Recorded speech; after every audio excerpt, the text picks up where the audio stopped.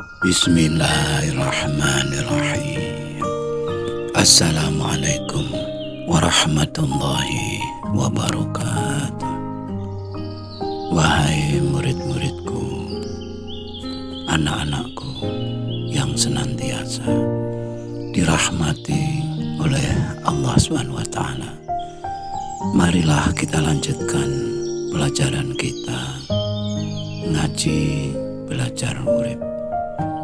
Kali ini kita membahas mengenai hidup adalah keadilan Tuhan.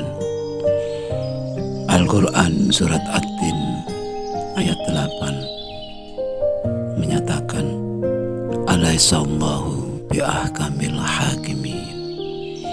Bukankah Allah adalah hakim yang seadil-adilnya?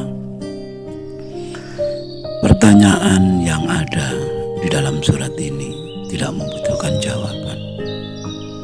Tuhan hanya butuh pembenaran dari manusia. Kita sebagai manusia, bisakah membenarkan pertanyaan tersebut?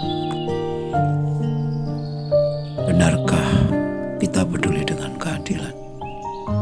Bukankah adil itu biasanya kita maknai apabila hidup kita sukses, jaya, dipuji banyak orang, kita akan mengatakan Tuhan Maha Adil. Akan tetapi sebaliknya, apabila hidup kita gagal, usaha kita gagal atau bangkrut, selalu diremehkan orang, dihina orang, maka kita akan merasakan bahwa hidup atau Tuhan tidak adil kepada kita. Benarkah hidup itu adil? Benarkah Tuhan itu adil? Istri Nabi Musa pernah menanyakan keadilan kepada Nabi Musa. Tuhan seperti apakah yang memerintahkan seorang suami harus meninggalkan istri dan anaknya yang masih kecil? Istri Nabi Ibrahim juga pernah menanyakan hal yang sama.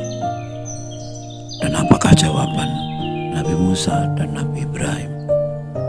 Jawabannya tidak tahu.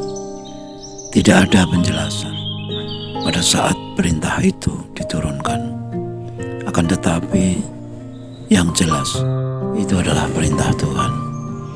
Sebagai seorang Rasul, tentu mereka telah melampaui kepentingan pribadi dan keluarga, melampaui tuntutan keadilan, karena tentu mereka telah yakin bahwa keadilan ada di balik ketaatan. Hal ini sangat berbeda dengan kita manusia biasa yang selalu memaknai bahwa keadilan harus kita tuntut, harus kita minta. Kita adalah penikmat keadilan, bukan pelaksana dari keadilan itu sendiri. Bisakah kita membayangkan, apalagi seakan-akan ikut merasakan yang dialami oleh Nabi Ismail dan ibunya ketika ditinggalkan oleh Nabi Ibrahim. Nabi Ismail ketika itu hanya berumur beberapa hari, dan ibunya belum sepenuhnya sembuh setelah melahirkan Nabi Ismail. Cerita tentang Nabi Ismail dan ibunya yang pada akhirnya kita mengenal ritual sa'i dan air zam-zam.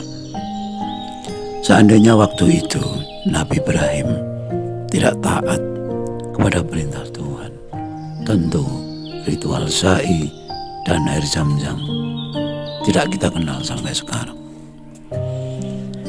Apabila kita mau dan mampu memahami kisah para rasul tersebut, tentu kita akan mengerti bahwa keadilan bukanlah apa yang kita minta atau apa yang kita dapat, akan tetapi sebesar apa ketaatan kita kepada Tuhan kita.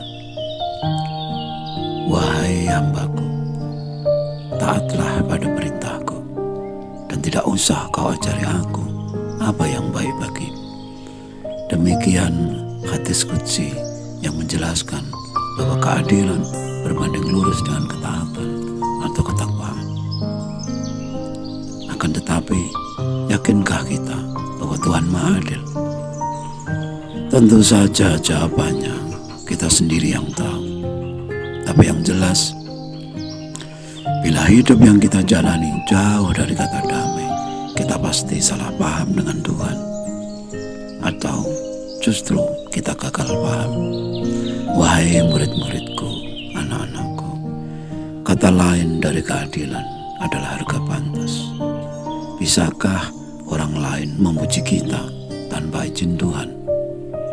Bisakah orang lain menghina kita tanpa izin Tuhan? Bisakah orang lain merugikan kita tanpa izin Tuhan? Atau bisakah orang lain menguntungkan kita tanpa izin Tuhan? Setiap orang memperoleh harga pantas untuk dirinya. Masalah apapun dalam hidup ini, semuanya adalah harga pantas. Semisal kemakmuran, kehormatan, kekayaan, bahkan keyakinan. Sebesar apa harga yang kita bayarkan, itulah yang kita dapatkan. Rezeki kita tidak akan tertukar dengan rezeki orang lain. Kemuliaan kita tidak akan tertukar dengan kemuliaan orang lain. Jadi tidak ada alasan untuk merasa lebih baik atau merasa lebih pantas dari orang lain. Apalagi cemburu, iri, dengki, dan hasad. Tanyakanlah pada diri sendiri, benarkah kita butuh keadilan?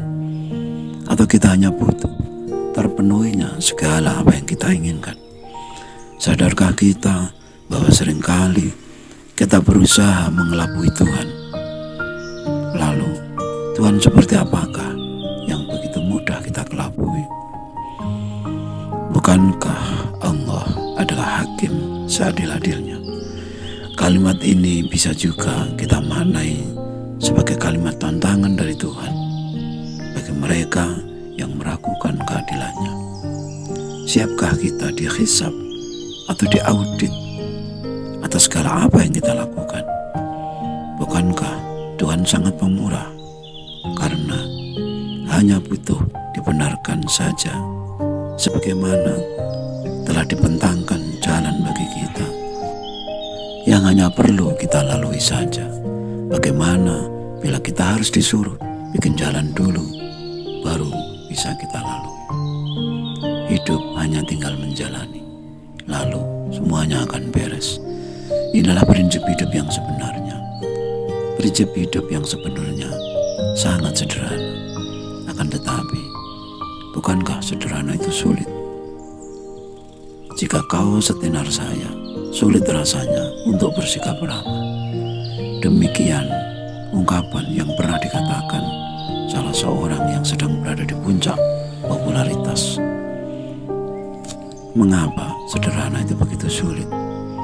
Apakah itu karena kesederhanaan adalah bagian dari kesuksesan, bagian dari kemakmuran, dan bahkan bagian dari kebahagiaan? Berapa banyak contoh mereka yang hanya sukses sesaat, lalu jatuh lagi karena tidak mampu mengambil sikap yang sederhana. Berapa banyak penjabat yang berakhir hanya karena sesaat setelah dilantik, lantaran gaya hidupnya berlebihan. Betapa banyak harta warisan yang habis hanya beberapa tahun setelah diwariskan, karena tidak adanya kesederhanaan. Sikap berlebihan adalah awal dari kehancuran. Itulah yang mungkin kita simpulkan dari semua contoh tersebut. Bila telah demikian jadinya, benarkah keadilan Tuhan itu? Kita pertanyakan. Dan seandainya kita anggap Tuhan atau hidup itu tidak adil, lalu apa untungnya bagi kita? Apa pula yang bisa kita lakukan? Bukankah hidup kita adalah urusan kita? Kita yang melakukan, kita yang merasakan, kita pula yang menerima akibat dari perbuatan kita. Dapatkah kita merasakan damai, bahagia, tanpa merasakan keadilan hidup, tanpa merasakan keadilan Tuhan? Sekali lagi, layakkah kita menerima hidup sebagai keadilan Tuhan? Sekian dulu jangan eyang. Mohon maaf atas segala kekurangan dan semoga bermanfaat. Marilah kita berdoa. Ya Allah, mudahkanlah jalan pengabdian kami kepadamu. Amin, amin, amin. Ya Rabbal Alamin. Wassalamualaikum warahmatullahi wabarakatuh.